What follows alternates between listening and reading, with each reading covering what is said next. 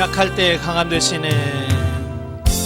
약할 때 강함 되시네. 나의 보배가 되신 주 나의 모든 것. 주 안에 있는 보물을 나는 포기할 수 없네. 주 나의 모든 것.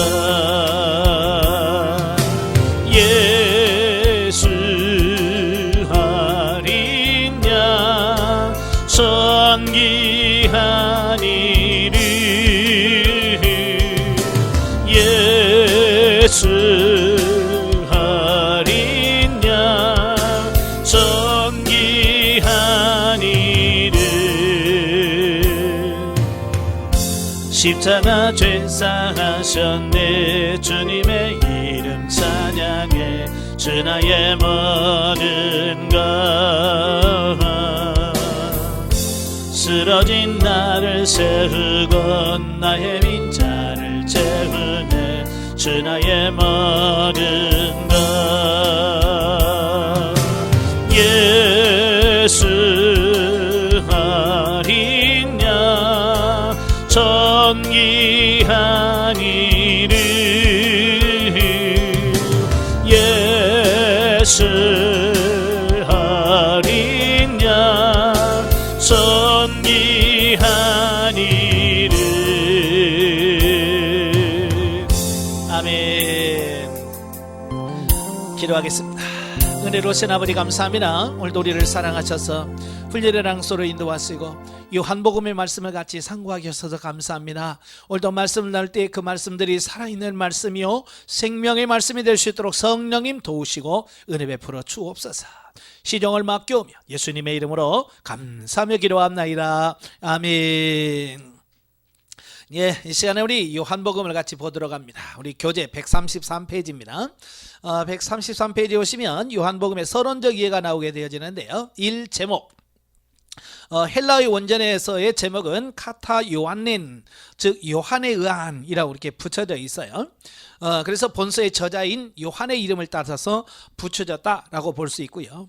사복음서 중에 하나이기 때문에 복음이라고 하는 유한겔리온이라고 하는 말을 붙여서 요한복음이라고 이름이 붙여져 있습니다. 저자는 초대교회 각종 전술이나 초대교부들의 서신들이 모두가 다 이 요한복음은 사도 요한이 저작이라고 확증을 하고 있습니다. 물론 본서 안에서도 직접적인 언급은 없습니다. 예.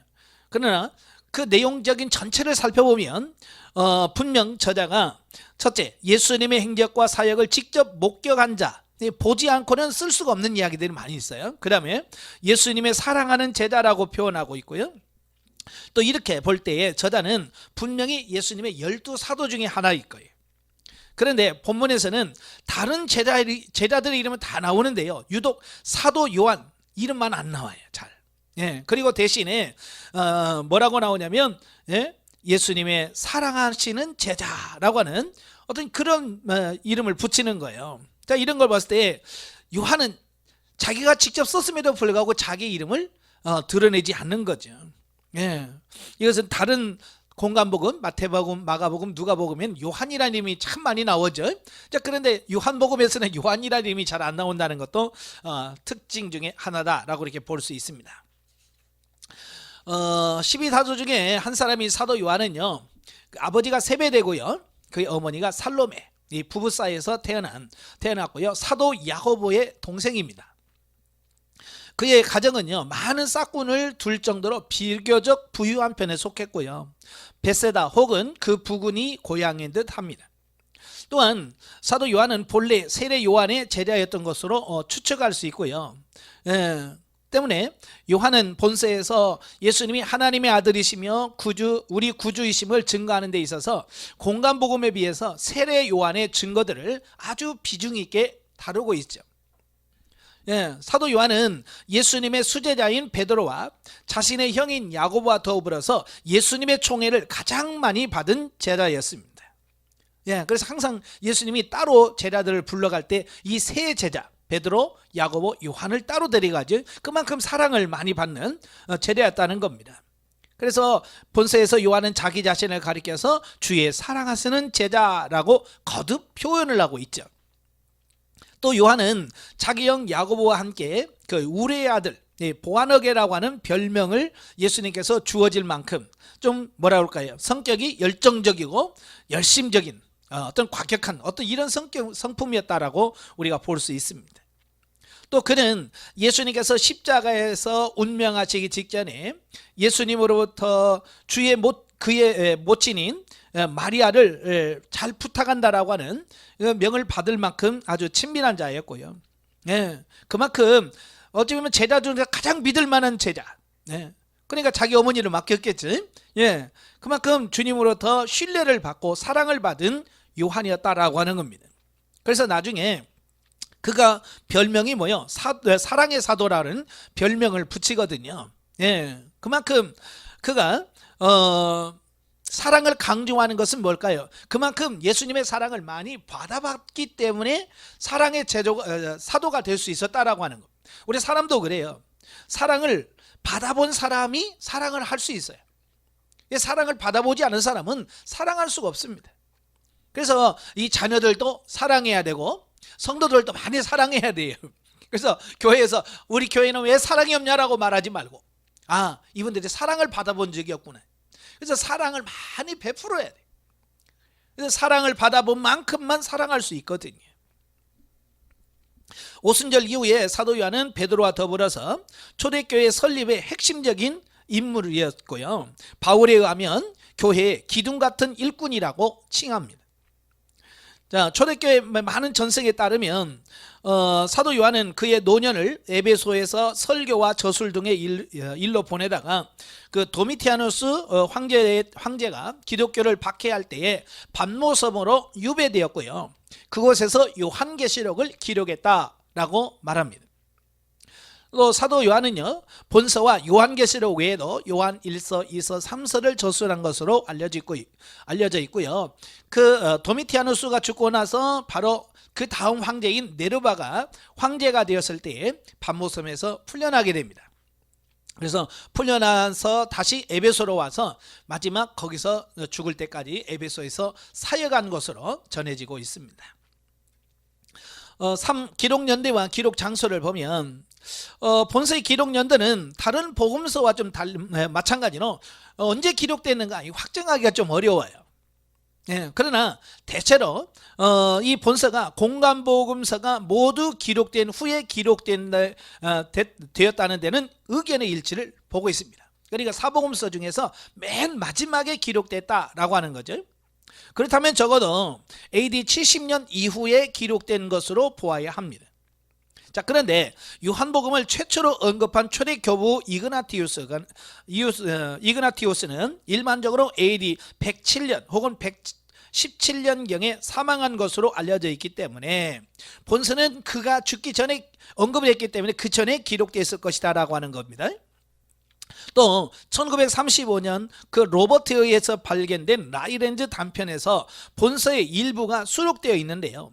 이 단편은 AD 135년 이전에 기록된 것으로 확인되었 바, 이 또한 본서의 기록 시기가 그 이전이라고 하는 것을 증거하고 있습니다. 자, 이런 점에서 볼 때에 본서의 기록 연대는 공간복음서 작성이 완료된 AD 70년 이후부터 요한이 반모섬에서 유배된 AD 95년 이전일 것으로 우리가 추정할 수 있습니다.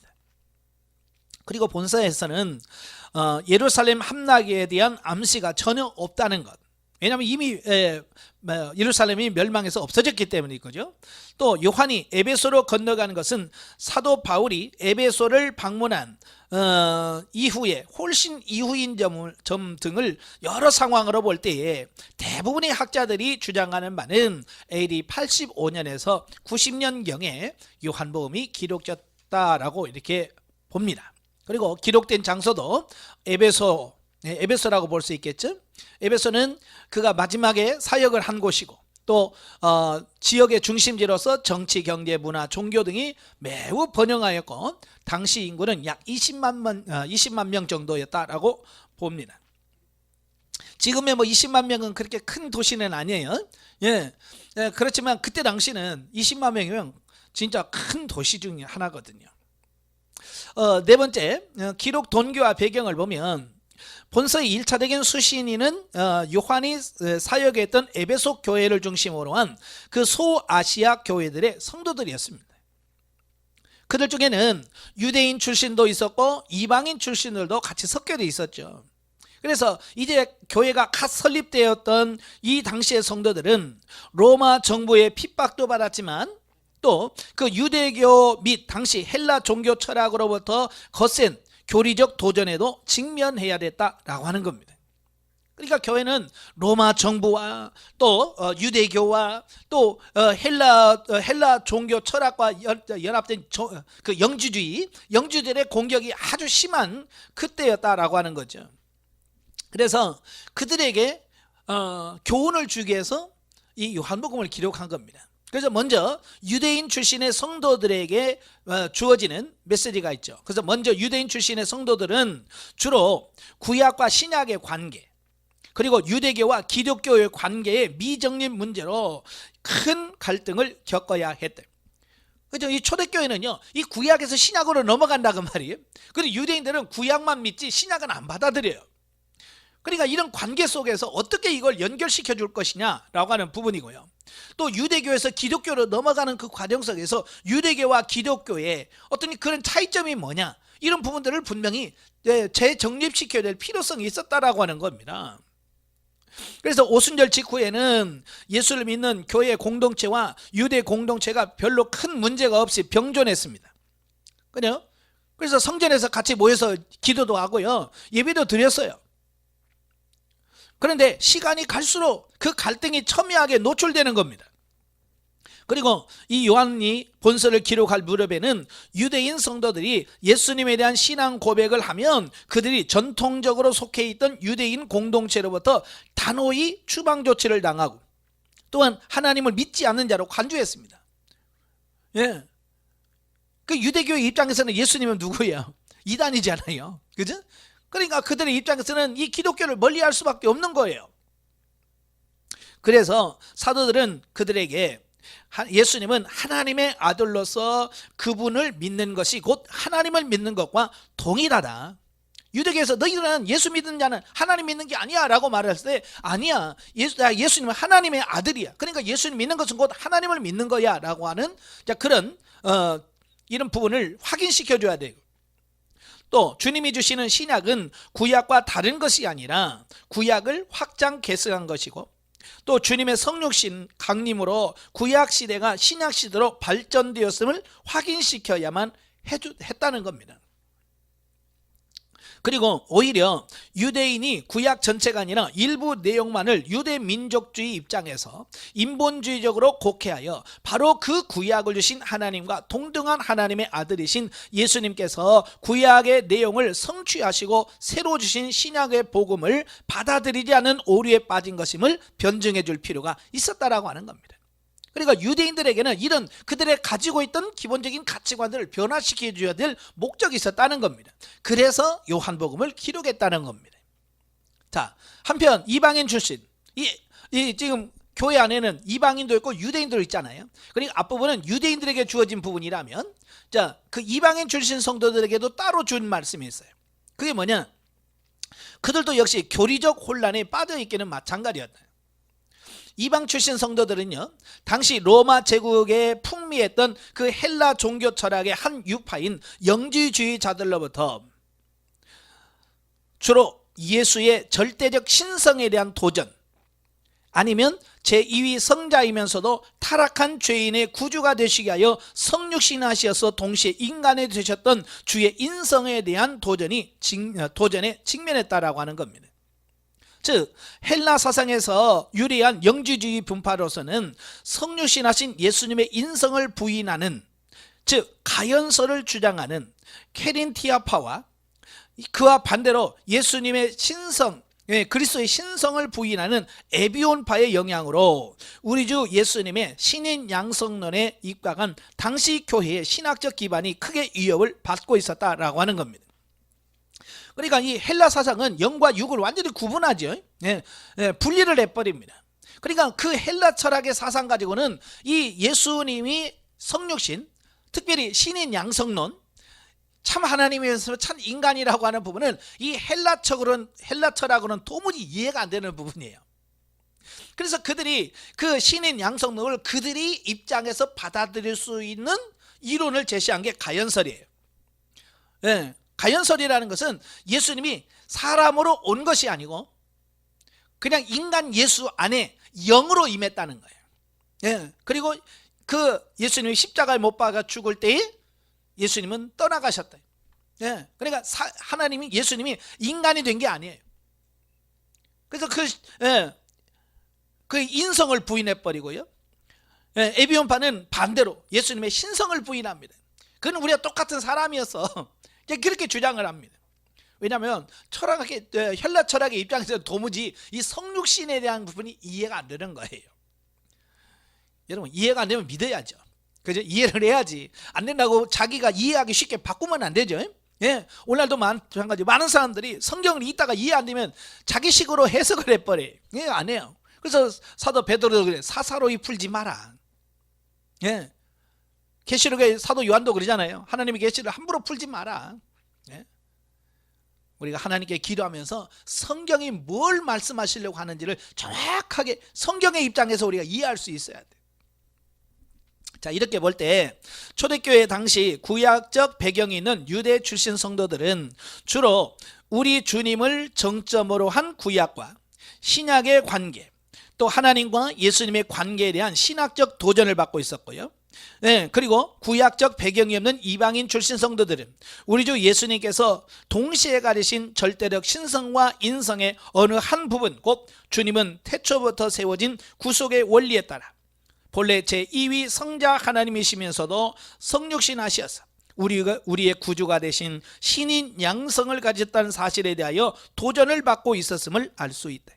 그러니까 이때 당시는 기독교는 유대인들이나 이방인들 모두 이 신학적 의문을 갖고 있습니다. 그래서 거기에 대한 답을 해줄 필요성이 있어서 사도 요한이 바로 요한복음을 기록함으로 말미암아서 이 두 가지를 해결하려고 했다라고 하는 겁니다. 바로 이런 상황에서 본서의 결론 부분에 해당되는 20장 31절에 밝힌 바대로 요한은 예수님이 하나님의 아들로서 성육신하신 우리의 구주 그리스도이심을 변증하기 위하여 본서를 기록했다라고 밝히고 있는 겁니다.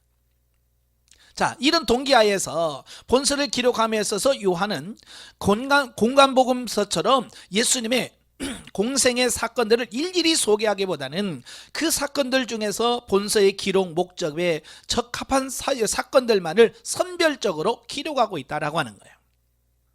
그리고 선별하여 기록한 사건들은 그 사건만을 독립하여 기록하지 않고 그 사건과 연관된 예수님의 가르침이나 혹은 요한의 신학적 해석을 병기시킴으로써 마치 본서는 공간복음서의 신학 해석서와 같은 인상을 준다. 그러니까 다른 공간복음 마태, 마가, 누가, 요한복음은 예수님이 그냥 이런 행적을 했다, 죽은 사람을 살렸다, 무리를 걸었다, 오병이의 기적을 베풀었다, 거기에 끝나요. 그러나 요한복음은 그것도 기록을 해요. 그러나 그 뒤에 반드시 뭐가 따르냐, 신학적 해석이 나오는 겁니다. 특별히 오병이의 기적 같은 경우도 요한복음 6장에 보면 그 오병이의 기적을 설명하면서 뭐라 그래요? 예수님이 내가 생명의 떡이다, 이 떡을 먹는 자는 살 거다 라고 해서 그 단순히 떡을 먹인 사건으로 끝나지 않아요. 오병의 사건으로 끝나지 않고 거기서 신학적 해석을 해주고 있는 거예요. 그래서 어찌 보면 공간복음을 신학적으로 이해할 수 있게 만든 책이 요한복음이에요. 그러니까 요한복음을 정확하게 읽어야 그 예수님의 기적의 의미, 영적 의미, 신학적 의미, 이걸 제대로 알 수 있는 겁니다. 그리고 공간복음서에 기록되지 않은 않는 기사들이 많이 수록하고 있어 공간복음을 기록해주고 있다라고 하는 겁니다. 물론 포도주 만든 이런 기적이라든지 이건 요한복음에 있는 거거든요. 그러니까 공간복음서에 빠져 있는 것들을 기록함으로써 그 예수 그리스도가 진짜 하나님의 아들이자고 우리의 구세주라고 하는 사실을 전하려고 하는 그런 목적이 있었다고 하는 거예요. 또 요한은 본서를 기록함에 있어서 유대인의 그 혈통으로 성육신하신 예수 그리스도가 유대인들로부터 배척을 받아 십자가의 죽임을 당하셨으며, 그로 인하여 예수 그리스도의 구속의 복음이 이방인에게로 확장 전파되게 되었다는 사실을 강조함으로써 예수 그리스도의 복음이 유대인에게서 이방인에게로 옮기게 된 경위를 잘 보여주고 있습니다. 그래서 혈통이나 민족에 의해서가 아니라 오직 예수님이 하나님의 아들 되시며 자신의 구주가 되심을 믿고 그분을 영접하기만 하면 누구에게나 하나님의 자녀가 되는 권세를 주셨음을 밝힘으로써 본서의 1차적 독자인 유대인 출신의 성도들과 이방인 출신의 성도들의 신앙을 더욱 고무시키고 있다. 동시에 예수님이 본래 이위 성자 하나님이시며 성부 하나님에게로서 보냄받은 그리스도이심을 구약 성경의 증거, 또 세례 요한의 증거, 예수님 자신의 직접적인 표적 등으로 수없이 증거하였음에도 불구하고 끝내 민족주의적, 인본주의적 편견에 의해 예수님을 배척한 유대인들의 불신과 그러한 불신에 가득한 유대인들에 대한 하나님의 필연적 심판을 거듭 강조함으로써 본서 독자의 불신을 강하게 겸기함과 동시에 예수 그리스도에 대한 믿음을 강하게 호소하고 있다라는. 자, 5번 요한복음의 특징.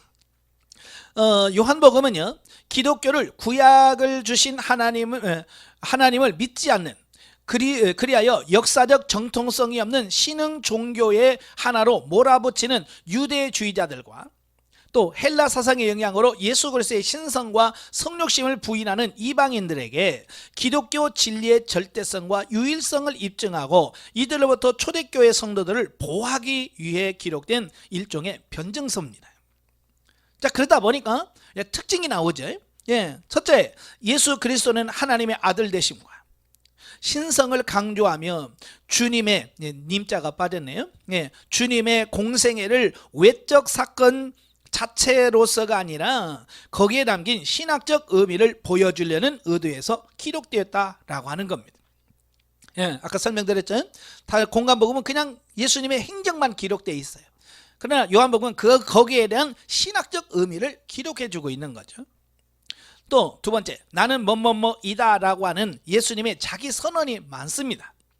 나는 세상의 빛이다, 나는 생명의 떡이다, 나는 생수다 라고 해서 예수님께서 자기 자신에 대해서 뭐뭐뭐이다 라고 하는 선언이 많이 나오고요. 세 번째, 문체가 간결하고 단순하여 독자들의 이해가 쉽게 한다. 아주 쉽게 기록되어 있다는 겁니다. 네 번째, 사건보다는 대화와 설교 등의 교훈 중심으로 기록되어 있다는 거예요. 또 다섯 번째, 구약 배경에 대한 이방인의 이해를 돕기 위하여 주의 사역과 관련된 구약 성경의 인용이나 히브리인의 절기, 풍습에 대하여 꼼꼼하게 기록하고 있다라고 하는 겁니다.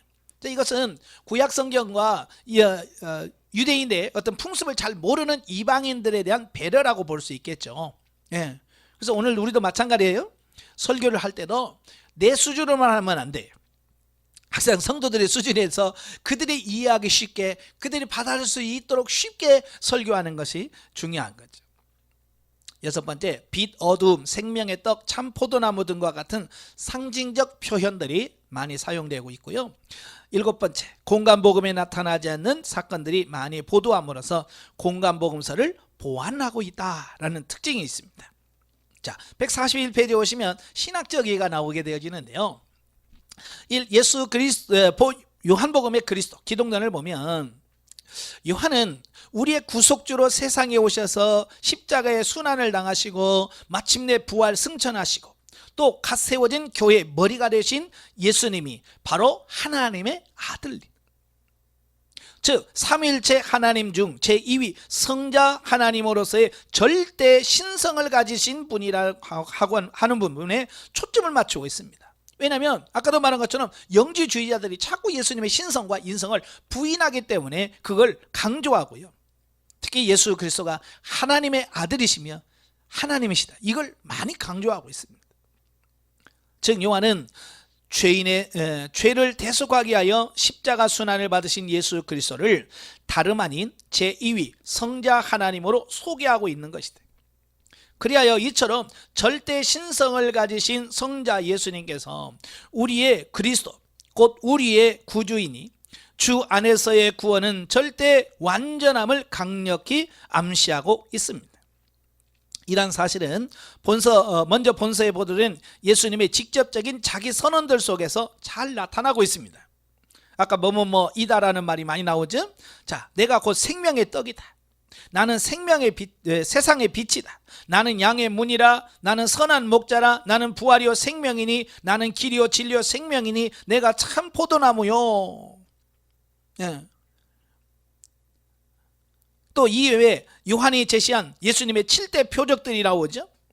또 이런 것과 예수님을 목격한 사람들의 증언들, 그리고 궁극적으로는 십자가 순환 후 예수님의 부활 사건이 예수님의 신성을 확실히 입증하고 있다라고 하는 거예요. 그러니까 이 모든 부분들이 다 예수님이 하나님, 신성, 이건 하나님이 아니고서는 할 수 없는, 사람으로 할 수 없는 이런 기적들을 기록하고 있다는 거예요.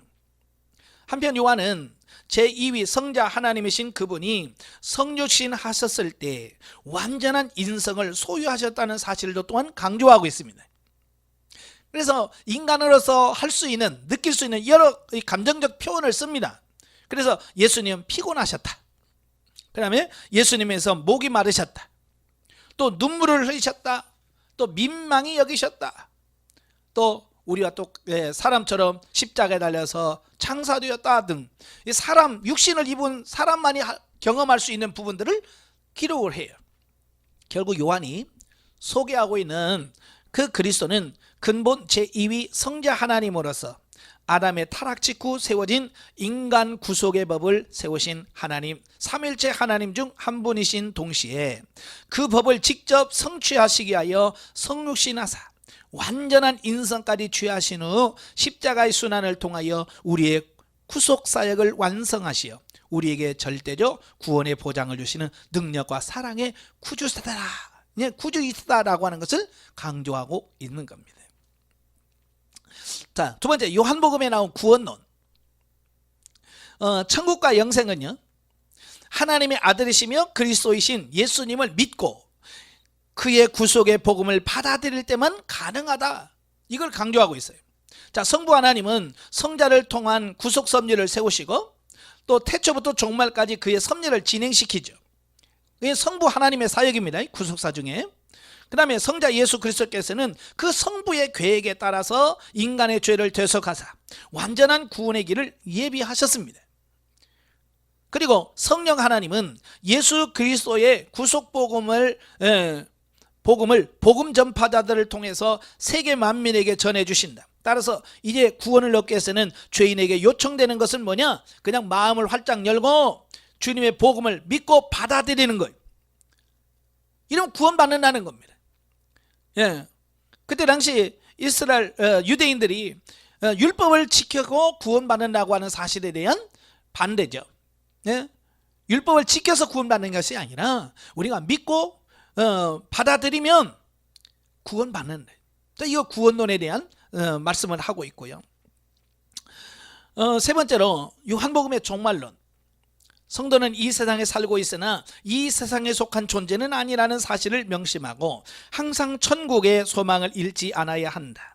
예수 그리스도께서 공생의 구속사역을 마치시고 부활 승천하신 것은 장차 성도들이 거할 처소를 예비하기 위해서다 라고 요한복음 14장에 말씀하고 있습니다.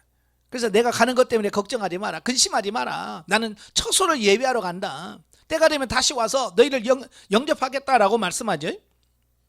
따라서 예수 그리스도의 구속의 복음을 믿을 뿐만 아니라 성령을 통하여 하나님의 자녀가 되었으며 장차 구원과 영생을 확실히 얻으리라는 보증까지 얻은 성도들은 마땅히 이 세상에서 하나님께로부터 받은 사명을 충실히 수행하되 항상 소망을 하늘에 두고 사는 천국 시민이 되어야 할 것을 말씀해주고 있습니다.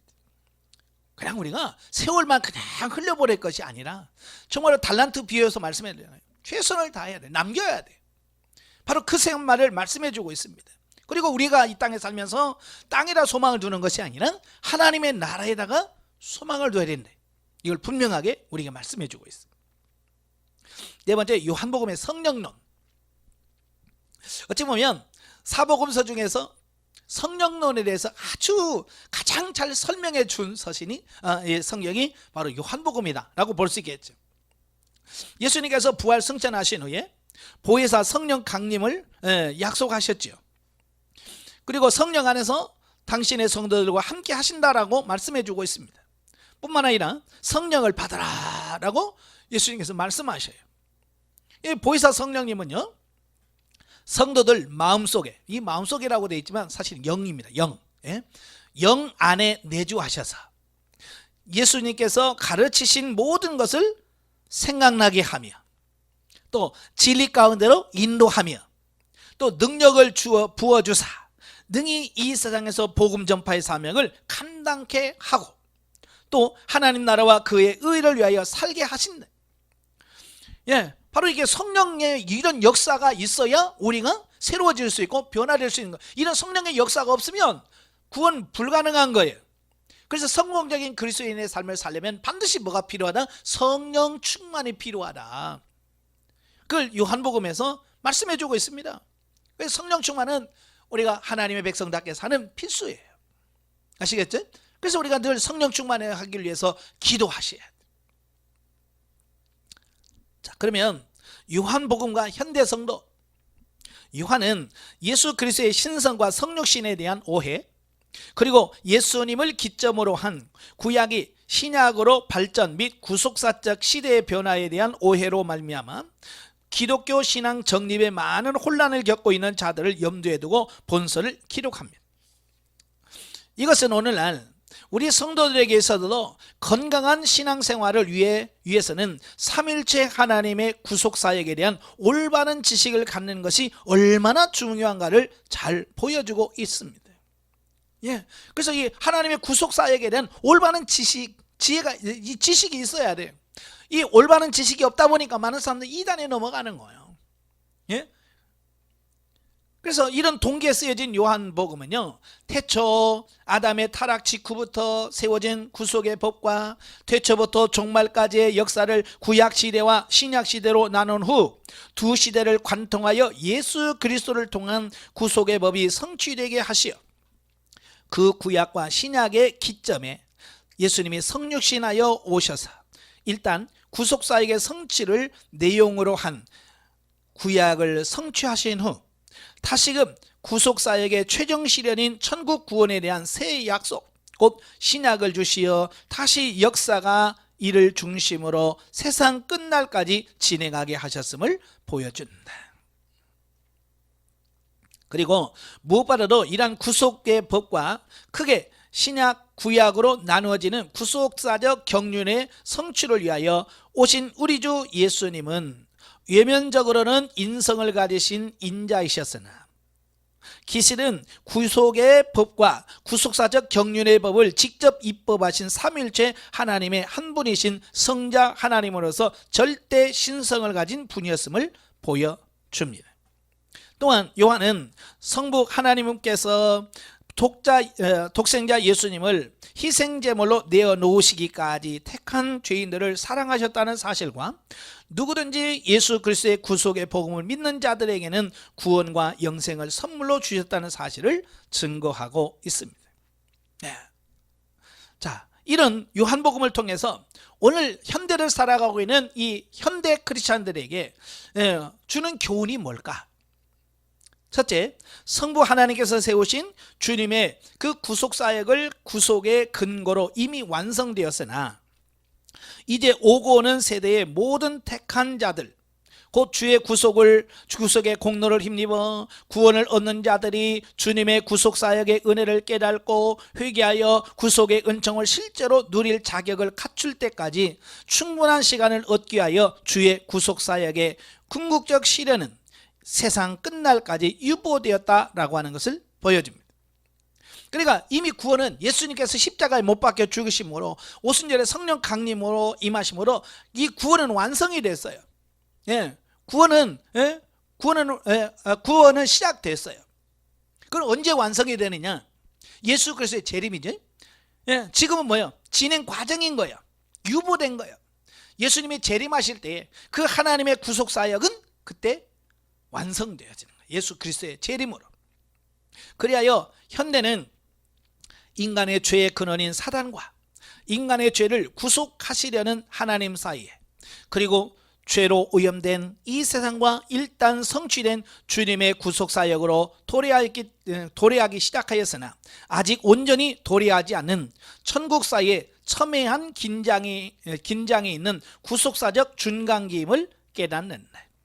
그러니까 종말론을 하다 보면 이미와 아직이란 표현을 쓰거든요. 그러니까 이미 천국, 하나님이란 시작이 됐어요. 예수님께서 뭐라고 그러세요? 예? 천국이 가까웠느니라. 예수님이 오셔서 천국은 이미 왔다는 거예요, 이 세상에. 그러나 그건 아직 완성은 아직 안 되어 있는 그런 긴장 상태라고 표현하고 있습니다. 쉽게 말하면 이런 거예요. 우리나라가 6.25 때 전쟁이 일어났잖아요. 그죠? 지금 전쟁이 끝난 겁니까? 아니에요. 지금 우리나라가 이게 어려운 게 뭐냐면 전쟁이 종식된 게 아니라 그때 당시 휴전을 했어요. 휴전이라는 게 뭐야? 전쟁하다가 우리 쉬자, 좀 쉬자. 예, 끝난 게 아니에요. 쉬자. 그래서 지금도 휴전선이에요. 예, 끝났으면 국경이 되는 거예요, 그게. 예, 마찬가지예요. 이 지금이 완성이 된 게 아니라 지금 쉬어 있는 중간 어떤 긴장 관계 속에 있다, 그 말입니다. 끝으로 이처럼 태초부터 종말까지 실제 역사적 사실에 근거한 구속의 원리에 의한 구원은 구자가 빠졌네요. 근거한 구속의 속의 앞에 구자를 넣어야 됩니다. 구속의 원리에 의한 구원은 일관되게 보여주는 성경만이 우리에게 참 구원의 길을 보여주는 유일한 계시임을 깨닫게 된다. 두 번째로 우리는 오직 하나님의 말씀, 곧 로고스 그 자체이신 예수 그리스도 안에서만 창조주 하나님에 대해, 또 인간의 정체와 삶의 참 목적에 대한 올바르게 깨달을 수 있다. 그러므로 우리의 신앙과 삶과 생각과 뜻이 모두 예수 그리스도 중심으로 이루어지지 않으면 안 된다라고 하는 것을 보게 됩니다. 예. 구약에서 하나님이 이 창조를 창조해 오직 말씀이신 예수 그리스도를 중심으로 모든 게 이루어졌거든요. 그죠? 그래서 오늘날도 마찬가지예요. 예수 그리스도 중심으로 가지 않으면 우리 신앙과 영적인 모든 부분을 풀어갈 수가 없습니다. 그래서 오늘도 예수 중심, 예수 중심의 삶이 되길 바랍니다. 세 번째, 삼위 하나님에 대한 올바른 지식 여부는 우리의 믿음의 근거를 위협할 수도 있다라고 하는 겁니다. 예. 그러니까 이 삼위일체론은요 굉장히 중요한 거예요. 많은 분들이 그래요. 어떤 분은 삼위일체가 성경에 나와요? 예, 이단의 영향을 받지 말 분들이 그렇게 질문하신 분들은 이 삼위일체 교리가 얼마나 중요한지를 몰라요. 여러분, 모든 이단의 출발점이 어디서 출발하냐면 바로 삼위일체 교리를 부정하면서부터 시작이 돼요. 그럼 왜 그러면 왜 삼위일체 교리를 부정해야 되느냐? 삼위일체 교리를 세우는 순간 이단은 들어갈 자리가 없어요. 교주가 들어갈 자리가 없어요. 그죠? 그래서 그들은 삼위일체 교리를 부정하는 겁니다. 그래서 또 다 부정하는 게 아니에요. 성부, 성령 인정합니다. 그 다음에 성자 자리에다 자기를 집어넣는 겁니다. 그죠? 그래서 자기가 제일인 예수다. 자기가 하나님의 아들이다. 이렇게 문성명같이 집어넣는 사람이 있어요. 또 성부와 성자를 인정하고 성령의 자리에다가 자기를 집어넣어. 그래서 내가 보혜사다. 그래요. 그러니까 이 삼위일체 교리를 모르면 그런가? 그래요. 그들이 말하면 그럴 수 있겠다 라고 하지만 이 삼위일체 교리를 정확하게 아신 분들은 아니 왜 네가 거기 들어가? 그죠? 예. 그러니까 이단들이 자기가 뭐 교주가 뭐 성자다 뭐 재림 예수다 그러면 아니 네가 왜 거기 들어가? 거기는 예수님만 들어갈 자리인데. 이게 삼위일체 교리를 정확하게 이해한 사람은 이단에 안 넘어가요. 그러니까 우리 목회자들은 좀 이해하기 어려워도 성도들에게 이 삼위일체 교리에 대한 정확한 인식을 하고 가르쳐줘야 돼요. 그래야 이단에 넘어가지 않게 되는 거예요. 사실 삼위일체 교리는 참으로 어려워요, 이해하기가. 그죠? 그래서 아예 그냥 목회자들이 삼위일체라는 말을 잘 안 해요. 물어도 대답이 없어요. 왜? 잘 모르니까. 삼위일체 교리를 정확하게 아셔야 돼요. 그래야 이단에 나도 빠지지 않고 성도들을 바르게 구원으로 인도할 수 있습니다. 그러므로 하나님을 올바로 아는 지식의 확립을 위하여 부단히 노력이 요청된다. 더욱이 거짓 선지자들과 이단 및 인본주의적인 자유신학 사상들이 범람하고 있는 현대사회를 사는 성도들에게 있어서 이는 무엇보다도 우선적으로 강조되어야 할 것이다. 네. 그래서 이제 우리가 성경 공부라든지 설교적인 부분도 실천적인 부분도 중요하고요. 정말 중요한 것은 교리적인 부분이에요. 교리적으로 뼈대를 잘 세워주는, 그러니까 신앙생활 몇십 년 했다고 하는 평신들 보면 이 신학이 이런 성경적인 어떤 이런 뼈대가 없어요. 예. 그냥 열심히 봉사하고 열심히 기도만 하지, 예? 이 뼈대가 없이 하다 보니까 그 믿음이 성장하지 않고 늘 흔들리는 이런 모습들을 보게 되는 거죠. 네 번째로 예수 그리스도 안에서 참 삶의 풍성함을 발견하고 누려야 한다. 예수 그리스도는 양으로 하여금 생명을 얻게 하고 더 풍성히 누리게 하시는 참 목자이시다. 또 예수 그리스도는 하늘에서 내려온 생명의 떡이며 가지마다 영양을 공급하며 하시는 참 포도나무이시고, 그러므로 세상의 물질과 풍요에 유혹되지 않도록 경계하며 예수 그리스도 안에서 참 만족을 누리는 신앙의 정진이 요청된다. 예. 우리 성도는 예수 그리스도 안에서 참 만족이 있습니다. 그래 아직도 많은 사람들이 예수 안에서 참 만족을 누리지 못하고 아직도 세상적인 거 그걸 추구하고 그걸 쫓아가는 이 성도들이 너무 많은 거예요. 우리가 정신을 바짝 차리셔야 됩니다. 아무리 우리가 예수님 바라보자 그래도 사람들이 잘 안 바라봐. 그죠? 예수님 안 바라봐요. 그래도 돈이 좋지요. 그래도 돈이 있어야죠. 그러면서 자꾸 진짜를 가르쳐줘도 거기에 관심이 별로 없어요. 가르쳐줘도 그들이 분별력이 없는데 안 가르쳐주면 오죽 하겠습니까? 거기다가 더 기복신앙으로 막 부치질까지 이러면 성도들은 그냥 날아가 버립니다. 신앙 안에 바로 세워지지 않아요. 우리 진리를 가르치셔야 돼요. 다섯 번째, 하나님이 우리를 사랑하시는 것처럼 우리도 먼저 하나님을 사랑하고 또 이웃을 사랑하는 사랑의 계명을 실천해야 할 것이다. 네. 사랑을 실천하는 자가 되셔야 돼. 여섯 번째, 성령 충만하여 예수께서 주신 복음 전파의 사명을 감당해야 된다. 아까 설명드렸죠. 성령 충만하지 않으면 우리가 신앙생활을 제대로 할 수 없다고요. 예, 그래서 성령 충만하셔야 됩니다.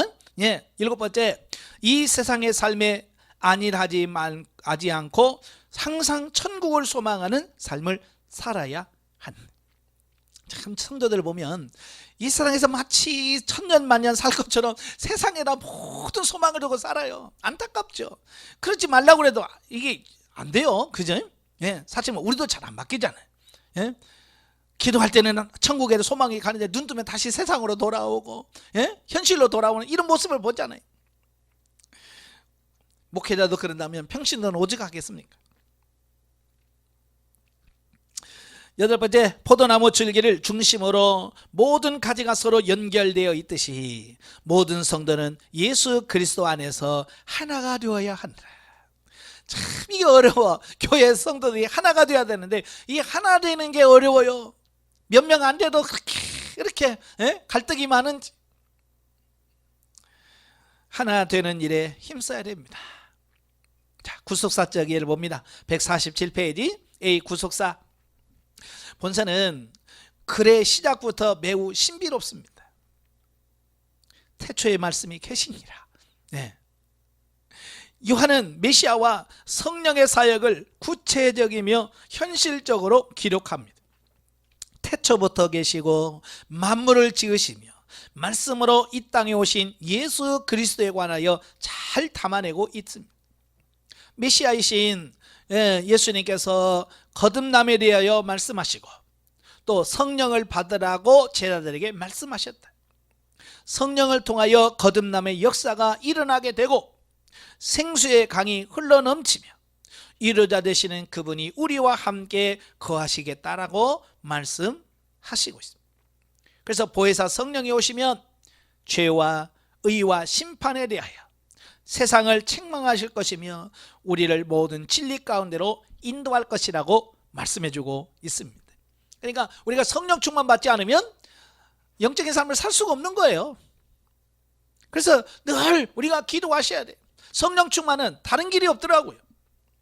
기도 외에는 성령 충만 받을 수 있는 길이 없어. 그래서 저와 여러분들이 늘 기도하는 데다가 시간을 들여야 되고, 기도하는 데다가 온 정성을 쏟아야 돼. 근데 많은 목회자들이 기도하는 데다가 신경을 별로 안 써요. 왜? 힘들다는 거예요. 저도 해보면 참 힘들어요. 그래서 옛날에 어느 권사님이 그러더라고요. 한나절 땡볕에 가서 콩밥 매지 1시간 기도하기가 힘들다고. 그러니까 얼마나 기도하는 게 힘들었으면 한나절, 그 한여름에 콩밥 한나절 매는 것보다 1시간 기도하는 게 더 힘들다고 그랬을 거예요. 그만큼 힘들어요, 기도가. 그러니까 힘드니까 하는 것만큼 또 뭐가 있어요? 열매가 있죠. 그래서 우리가 힘내시고요, 열심히 기도하시길 바라요. 자, 구속의 적용. 본서는 위에 나타난 구체적 사건들이 성령을 충만히 받음으로 이루어질 것을 말씀하며, 우리가 사는 삶의 현장에서 늘 성령을 사모하고 그분의 지도와 인도를 받아 살아야 함을 하나님의 말씀 안에서 제시해 주고 있다. 네, 구속을 완성하는 길은 다른 거 없어요. 성령을 따라 사는 길이에요. 왜? 구속의 완성은 성령을 통해서 이루어지니까요. 자, 영적에 봅니다. 우리는 예수 그리스도의 생명의 사역을 통해 눌린 자가 자유케 되고 눈먼 자가 눈을 뜨고 저는 자가 걷게 되는 놀라운 역사가 나타나는 것을 본서를 통해서 쉽게 볼 수 있다. 저도 참 예전에요, 몸이 아팠을 때, 다리가 아프니까 목발 짚고 다닐 때 여기 막 하나님 안진뱅이도 일으켰잖아요. 다 좀 고쳐주세요. 그런 기도를 참 많이 했거든요. 한 번은 고쳐주더니 두 번째는 안 고쳐주시더라고요. 얼마나 실망해야 돼요. 아니 왜 예수님이 예전에는 고쳐주는 왜 지금 안 고쳐줍니까? 그래, 왜 안 고쳐주냐면 제가 단순히 예수님을 육신의 질병을 고쳐주는 그 수준에 머물러 있었다는 거예요. 오늘 많은 사람들이요, 자기 육신의 문제 해결해 주는 어디 예수님을 그 수준에서 예수님을 그 수준에서만 예수님을 인정하는 겁니다. 예수님은요, 단순히 육신의 병을 고쳐주는 데서 끝나는 것이 아니라 우리의 영혼을 세우시고 영혼을 변화시키시고 영혼의 구원을 완성하기 위한 과정으로 육신의 질병 고쳐준 거예요. 그러니까 육신의 질병 고쳐주는 게 목적이 되면 안 돼. 오늘 많은 사람들이요, 이 육신의 질병을 고치는 그것을 목적으로 한다고 말이에요. 목적. 그래서 치유센터를 합니다. 뭐 치유하는 게 나쁩니까? 아니요, 할 수 있죠. 그런데 정작 중요한 영적인 문제를 다루지 않고 육신의 질병이나 어떤 문제 해결에다 초점을 맞추기 때문에 문제가 되는 거예요. 결국은 예수님도 이 요한복음 쭉 보시면 예수님이 기적을 다 행하시죠. 근데 이 기적을 행하시면서 항상 어디로 끌고 들어가요? 영으로 끌고 들어갑니다. 그냥 육신의 질병으로 고쳐준 거로 끝나는 게 아니에요. 쉽게 말해서 38년 된 병자를 고쳐주죠, 베데스다 연못가에서. 그래서 예수님께서 다른 데는 그냥 고쳐주고 끝나버려요. 근데 예수님은 다시 그를 만나. 그래서 뭐라고 그래요? 다시는 죄짓지 말아요. 왜 그럴까요? 왜? 그가 중풍병으로 38년 동안 앓게 된 원인이 뭐예요? 육신의 질병의 원인이 죄예요. 그 사람은 죄를 지어서 그랬단 말이에요. 그래서 그 영혼이 구원받기 위해서는 그 죄 문제를 온전히 회개해야 되고 다시는 죄짓지 않아야 돼. 그래서 예수님이 그를 만나서 너 다시 죄짓지 말으라고 충고해 주시는 겁니다. 만약에 육신의 병만 고침을 받는 게 목적이었다면 예수님께서 굳이 그 말씀을 할 필요가 있어요? 나 아니야? 축하해. 그냥 끝내버리는 거예요. 육신의 질병만 고쳐가지고는요, 영혼 구원 못 가요. 제가 아는 목사님이 그런 간증을 하잖아요. 병에 걸려서, 죽을 병에 걸려서 교회 와서 열심히 와기를 기도해서 고쳐줬대요. 고쳐주니까 3개월 동안 새벽 기도 나오고 수요일 예배가 다 나오더라는 거예요. 3개월 동안 아주 열심히 나오더래요. 그래서 됐나 보다 그랬더니 3개월 딱 지나니까 안 나오더래요. 그래서 신방 가서 아니 왜 안 나오시냐고. 그러니까 아니 내가 3개월 정도 나가줬으면 됐지. 더 나가줘야 돼요? 그러더라는 거예요. 그래서 그 목사님 충격을 받았다는 거예요. 아, 이 육신의 질병 고치는 거 이건 목적이 아니구나. 그거 고쳐봤자 또 죽고. 여러분 나사로 살려줘봤자 어때요? 예수님이 나사로 살려줬잖아요. 지금 나사로 있어요? 없어요. 야이로의 딸 살려줬어요. 나인성 과부의 아들 살려줬어요. 지금 살아있습니까? 아니요. 그도 죽었어요. 저도 간증을 했잖아요. 저도 막 이 병 고치는 부분, 이런 능력 행하면 이런 부분에 굉장히 사모했던 사람이에요. 그래서 막 하나님 앞에 기도하면서 하나님, 손을 얹는 낫기를 원합니다. 그래서 막 이거 기도하니 주님께서 뭐라고 말씀하냐면, 야, 죽은 사람 살려놔도 다시 죽어. 육은 살려놔봐도 다시 죽는다는 거예요. 그냥 영혼을 한번 살면 영원히 산다는 거예요. 그 말씀을 들으니까 정신이 파딱 나는 거예요. 아, 육신을 살리는 게 목적이 있어서는 안 되는구나. 육은 살려놔봐야 얼마 못 가요. 저도 예전에 신유은사 잘 나타날 때 병 고쳐넣어서 아픈 사람 치료해봐요. 또 아프대. 또 얼마 지나고 나면. 그걸 보면 아, 육신의 이 부분은 한계가 있구나. 그래서 육신을 위해서 하지 말라는 얘기예요. 영으로 가요. 그래서 예수님이 그래서 가장 잘 보여주신 사건이 요한복음을 통해서 잘 보여주고 있는 겁니다. 예수님의 사역은 영적인 소경들인 우리들에게 적용되어서 육신적인 사람이 주님 안에서 영적인 사람으로 고쳐지는 역사가 나타나요. 정말 하는 예수님이 원하는 게 그거예요. 육적인 사람이 영적인 사람으로 바뀌어지는 거. 이게 주님이 원하시는 거래요. 그래서 본서에 가면 이를 도우시는 분이 누구냐? 성령님이다. 중생성화 내주하심의 역사가 모두가 성령을 통해서 이루어지는 겁니다. 그러므로 우리는 성령을 통하여 영적 실제를 경험할 수 있게 되며 날마다 그분의 인도에 따라서 예수님을 닮아가는 영성의 삶을 살아야 한다는 것을 예수님께서 가장 사랑하시는 제자 사도 요한을 통해서 말씀하고 있는 겁니다. 그러니까 성령이 아니면 이게 아무 이루어지지 않은 거예요. 그래서 성령을 강조하는 겁니다. 예수 그리스도의 말씀 그 자체이며 하나님이시다. 우리가 날마다 자기를 부인하고 성령을 쫓아 그분을 닮아갈 때 비로소 진리의 말씀으로 살 수 있음을 깨닫게 된다. 예. 자, 본문 이해가죠. 149페이지 1장을 보시면 하나님의 아들의 성육신과 세례 요한의 증거 및 예수님의 초기 제자들에 대한 말씀을 합니다. 자, 1절부터 5절 보면 예수님의 신성과 선제성에 대한 말씀인데요. 자, 서두부터, 그러니까 요한복음 시작하면서부터 예수님의 신성과 그 하나님 되심과 또 선제설, 이 선제설을 말씀하고 있는 이유는 뭘까? 서론적인 부분에서 이해됐지만 당시 이 영주주의자들이 교회에 들어와서 예수님의 신성을 부인하고 또 어떤 사람은 예수님의 인성을 부인하면서 교회에 대해서 엄청난 도전을 하고 있기 때문에 그 도전에 대하여 1장부터 대답을 해주시는 겁니다. 우리가 믿는 예수님은 하나님이시다. 태초부터 계셨다. 그분이 육신을 입고 오셨다. 그래서 이 영주주의자들의 그 반론에 대해서 완전하게 거절하시는 이 모습을 보게 되는 거죠. 그래서 요한복음서 전체 서론이라고 할 수 있는 본 단락은 신성을 가지신 예수님의 역사를 초월한 선제성을 강조함으로써 예수님의 복음 사역이 인간 구원을 위한 신적 권위로 행하신 대우주적 사역임을 암시하고 있다라고 하는 겁니다. 그러니까 예수님께서 물로 포도주 만든 기적부터 시작해서 여러 7대 기적을 행하시는데요. 그냥 그건 뭐예요? 하나님의 아들로서, 하나님의 아들, 성자 하나님으로서 우리의 구원자가 되시는 그 사역이라고 하는 거예요. 그냥 한 게 아니란 말이에요.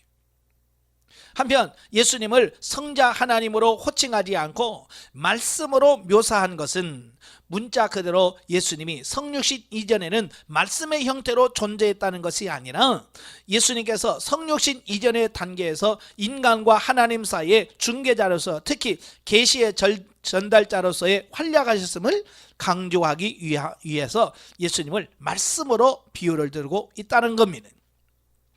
구약에서도 예수 그리스도의 사역이 종종 나옵니다. 특히 주의 사자, 또 다니엘서는 인자.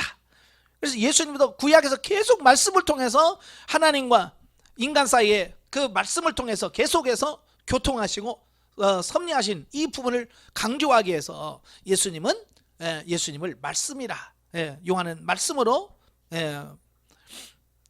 상징적 표현을 쓰고 있는 거죠. 즉 예수님을 말씀으로 묘사한 것은 예수님이 성육신 하시기 이전에는 음성어로만 또는 말씀에 해당되는 헬라어 원어인 로고스가 가진 문자적 뜻대로 전 우주에 내재한 신적 이성의 형태로만 있었다는 뜻이 아니라 그가 부단히 말씀의 사역을 통하여 이 세상과 접촉하셨음을 강조하고 있는 것이다. 그러니까 예수님은 처음부터 계속해서 말씀을 통해서 우리 이 세상, 저와 여러분 인간을 구원하기 위한 모든 부분에서 계속해서 역사하고 계셨다라고 하는 겁니다. 어떤 분은 예수님께서 그냥 2000년에 어느 날 갑자기 태어나셨다, 자 이렇게 말씀을 합니다. 그러나 요한복음은 그렇지 않아요. 예수님은 이미 언제 계셨어요? 태초에. 이 태초라고 하는 말은 성경에 창세기 1장 1절에 나와요. 태초에 하나님이 천지를 창조하시니라. 그 창세기에 나온 태초와 요한복음에 나온 태초는 달라요. 자 여기서 창세기에서 나오는 그 태초에라고 하는 말은 이 하나님이 빛이 있으라라고 하는 그 창조의 시작점을 말합니다. 그 창조를 시작하는 그 시작점을 말합니다. 그러나 요한복음의 태초는 엔아르케라고 하는 말인데 그 창조 이전을 말합니다. 그러니까 창세기의 태초 이전의 시간을 태초 엔아르케라고 표현하고 있습니다. 그러니까 예수님은 언제 계세요?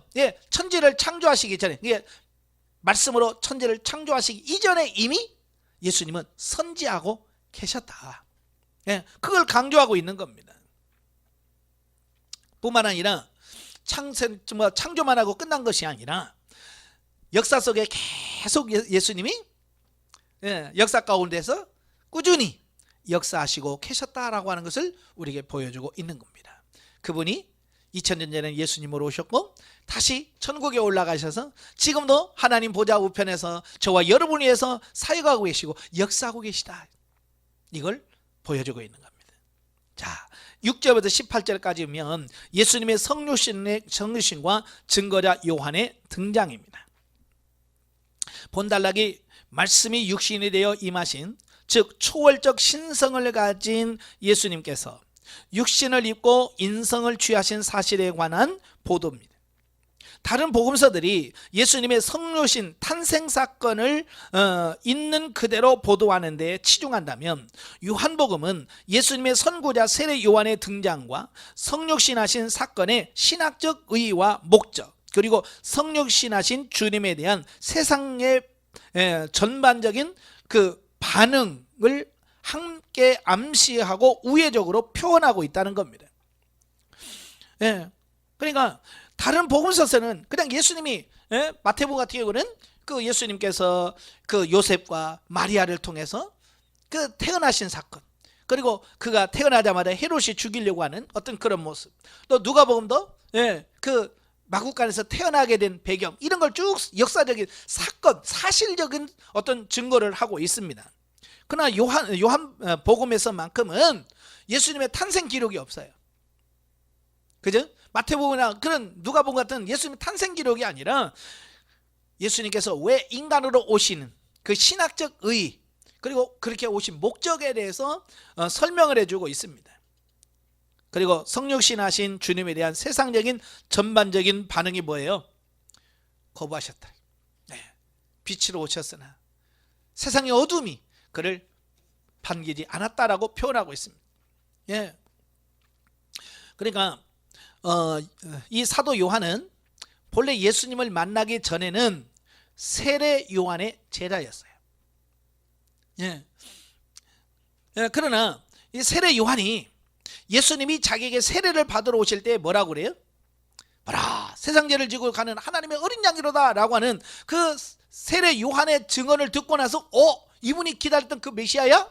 라고 해서 바로 세례 요한의 그 증거를 따라서 예수님을 믿게 된 겁니다.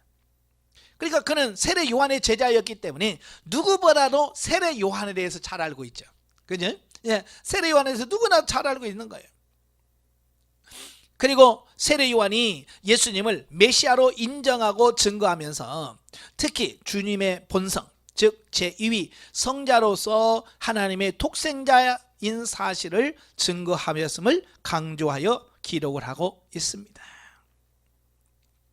그 다음에 세 번째 19절부터 34절까지 보면 예수님에 대한 세례 요한의 증거들, 자 보면은 세례 요한의 증언과 또 하나님의 인준을 통해서 예수님이 그리스도시며 하나님의 아들이심을 증거하고 있습니다.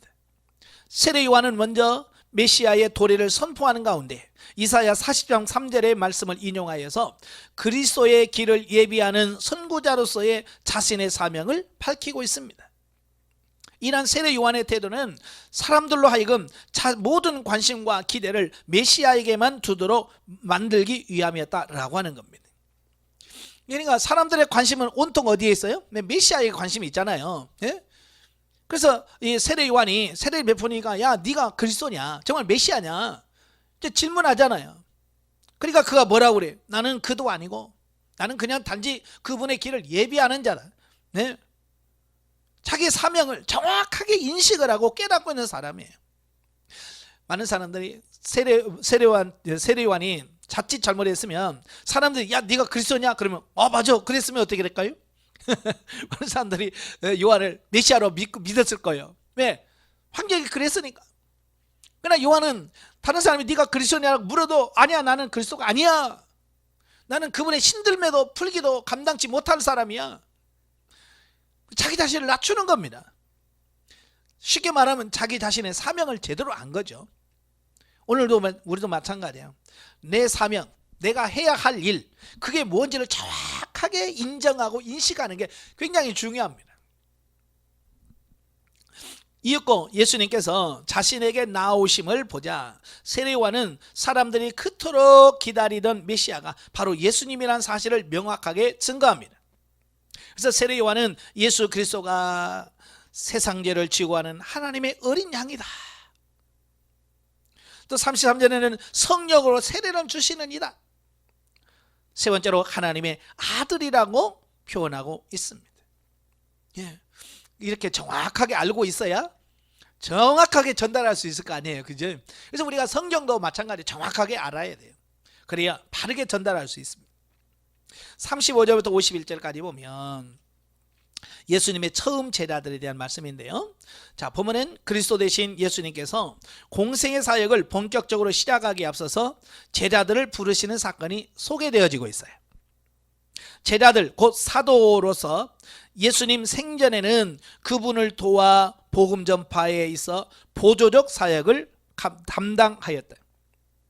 그러나 예수님의 승천 이후에는 예수님의 증인으로서 초대교회 형성과 부흥의 주도적 역할을 담당하게 됩니다.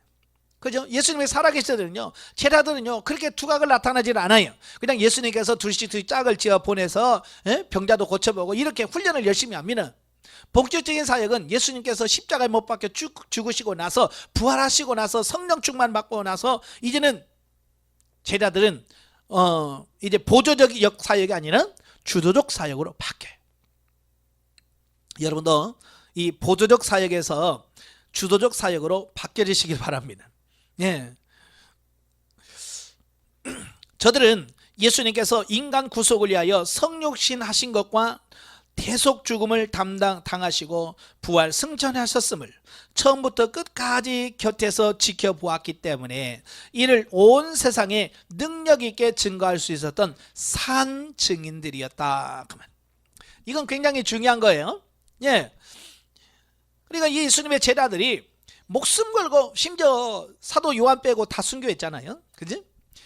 그래서 순교하기까지 그렇게 복음을 외치고 말씀을 전했던 비결이 뭐냐면 그들은 다 예수님이 누구며 예수님이 어떤 분인지를 실제로 경험하신 분들이에요. 직접 본 사람들이에요.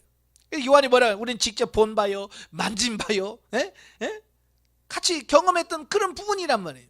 오늘 우리도 마찬가지예요. 예수님을 절하려고 해도 예수님의 내가 본 적이 있어요? 예수님 만난 적이 있습니까? 예수님 음성을 들어본 적이 있어요? 예수님의 기적을 체험해본 적이 있습니까? 없죠. 그러니까 우리가 자신 있게 예수님에 대해서 전할 수 있는 이게 없는 거예요. 그래서 우리도 예수님을 만나야 돼요. 직접 예수님을 만나는 경험을 갖고 체험을 해봐야 자신 있게 내가 예수님 만났어 라고 증거할 수 있는 이런 부분이 되어지는 겁니다. 먼저 35절에서 42절에 보면 안드레와 요한과 시몬이 부름받은 사실을 언급하고 있는 가운데 두 제자가 세례 요한의 제자였다는 점을 밝히고 있습니다. 이것은 예수님 공생의 사역이 상당 부분 세례 요한의 예비 사역에 힘입고 있었다는 것을 시사해 줌과 동시에 세례 요한이 자신의 사명을 충실히 감당했음을 의미한다라고 하는 겁니다. 그러니까 세례 요한이 와서 사역이 뭡니까? 주의 길을 예비하는 자, 주님이 오셨을 때 예수님을 받아들이고 영접할 수 있도록 그 마음밭을 준비해 놓는 어떤 그게 사도 요한의 사명이에요. 세례 요한의 사명이죠. 그래서 그가 회개를 외치면서 예수 그리스도를 받아들일 수 있는 준비를 시킨 거예요. 그래서 예수님 막상 왔을 때 제자들 향해서 하나님 어린 양이로다. 그러니까 그 제자들 중에서 이미 마음이 준비된 사람은 그를 예수님을 따르게 되죠. 그래서 예수님의 제자가 되어지는 이건 세례 요한이 제대로 사명을 잘 감당했다라고 하는 그런 부분이 있죠. 그리고 그 다음 날에 빌립과 나다나엘이 부름받은 과정을 언급합니다. 자, 여기서 주목할 것은 예수님을 따르게 된 안드레와 빌립이 각각 시몬 베드로와 나다나엘을 예수님께로 인도했다는 겁니다. 그러니까 안드레는 예수님을 만났습니다. 그래서 자기 형인 베드로에게 가서 복음을 전합니다. 그래서 베드로도 예수님을 믿게 하고 예수님을 따르게 만들어요. 그리고 빌립도 예수님을 만났습니다. 그 빌립이 예수님을 만나고 나서 누구한테 갑니까? 그의 친구인 나다나엘한테 갑니다. 나다나엘에 가서 예수님을 증거합니다. 여러분, 이렇게 전하는 사람이 있어야, 그죠? 누가 복음을 전하는 사람이 있어야 믿을 거 아니에요. 우리의 사명은 뭐야? 전하는 사명이 있어야 돼요. 증거하는 사명을 해야 누군가가 전해야 돼요. 이는 다른 사람들보다 먼저 복음을 받아들인 제자들의 이웃에게 복음을 증가하는 전도자의 자세가 아닐 수 없다. 나만 구원받고 나만 영적인 삶을 살면 되는 게 아니에요. 이제 우리는 다른 사람을 구원해야 될 사명이 있는 겁니다. 그래서 나다나엘이 빌립의 전도를 받고 전도를 받죠. 야, 내가 성경에서 예언한 사람을 예언된 그 메시아를 봤다. 그러니까 나다나엘이 뭐라고 그래? 누군데? 그러죠. 나사렛 예수다. 그러니까 나다나엘이 뭐라고 그래? 야, 어떻게 나사렛에서 선한 것이 나올 수 있냐? 완전히 자기 생각에 이걸 자기 육신의 가치관에 매여 있는 거죠. 편견. 그래서 예수를 안 믿는 겁니다.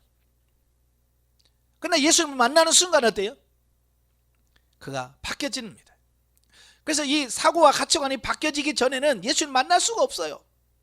그 가치관의 변화가 있어야 돼. 아시겠죠? 예, 우리 자아가 깨져야 된다는 얘기죠.